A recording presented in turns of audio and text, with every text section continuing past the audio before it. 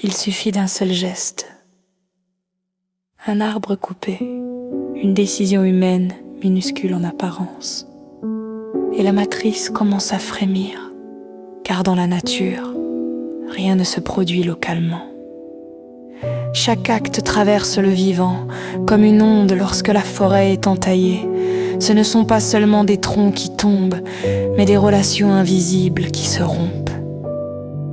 Les oiseaux ne trouvent plus à se nourrir, ils disparaissent. Alors les insectes prospèrent, les parasites voyagent, les nématodes pénètrent les arbres, le pin rouge s'affaiblit. Non parce qu'il est malade, mais parce qu'il a perdu son allié. Le champignon matutec, compagnon ancien de ses racines, disparaît lui aussi, car le sol est devenu acide. Et cette acidité n'est pas née ici. Elle vient du ciel, des fumées, des pluies acides, d'un monde lointain que l'arbre ne voit pas, mais qu'il subit. Ainsi commence le vertige, car si l'on remonte la chaîne, chaque cause devient des faits, et chaque effet révèle une cause plus ancienne. Où commence réellement la faute? Nulle part, ou peut-être partout. Lorsque les pins meurent, la nature ne se venge pas. Elle compense, le bambou surgit, les souris abondent, l'homme panique, il empoisonne. Alors les serpents meurent, les belettes disparaissent, et pour réparer le déséquilibre, l'homme élève des souris, pour corriger une erreur qu'il ne parvient plus à localiser. N'est-ce pas là la folie moderne?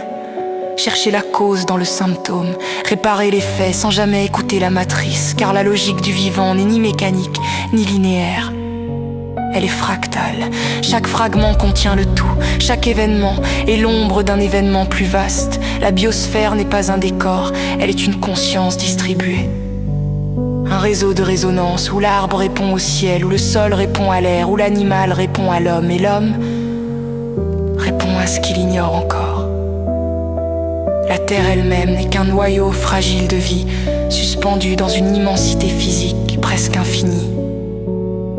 Un battement, un souffle, une tentative. Comprendre la nature ne consiste pas à la maîtriser, mais à reconnaître que nous sommes une variable interne du système. Nous ne sommes pas à l'extérieur, nous sommes inclus.